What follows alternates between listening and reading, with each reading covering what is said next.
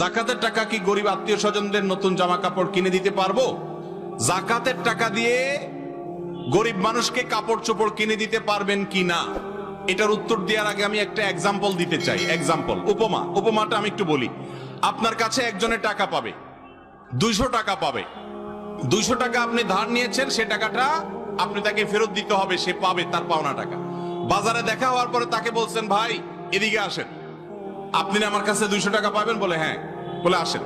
ডেকে নিয়ে ফল দোকানে নিয়ে গেলেন, নিয়ে 1 কেজি আপেল কিনে দিলেন 200 টাকা দিয়া বললেন যান বাড়ি যান। উনি যদি বলে ভাই কাহিনী কি? বলে কাহিনী হলো 200 টাকা পাবেন না, আপনি আপেল কিনে দিলাম, বাড়িতে চলে যান। কি বলেন? মায়ের একটাও নিচে পড়বে? আমি তোমার থেকে টাকা পাবো, টাকা দিয়ে কি আমি আপেল খাবো না টকটমেটো খাবো সেটা তো আমার ব্যাপার, তুমি আমার আপেল কিনে দেওয়ার কি? আল্লাহ তাআলা কোরআনে কারিমে বলেছেন ওয়াফি আমওয়ালিহিম হাক্কুল লিসাইলি ওয়াল মাহরুম, যাকাত হলো গরিবের অভাবী মানুষের অধিকার। আল্লাহ তাআলা অধিকার ঠিক করে দিয়েছেন, তার অধিকারের টাকা আপনি তাকে দিবেন, সেই টাকা দিয়ে সে কাপড় কিনবে না ঔষধ কিনবে না চাউল কিনবে, এটা তার ব্যাপার। আপনি কে তাকে কাপড় এবং লুঙ্গি ঠিক করে ধরায় দেওয়ার? সে পাবে টাকা, আপনি দিচ্ছেন জাকাতের শাড়ি, সে পাবে টাকা, আপনি দিচ্ছেন জাকাতের লুঙ্গি।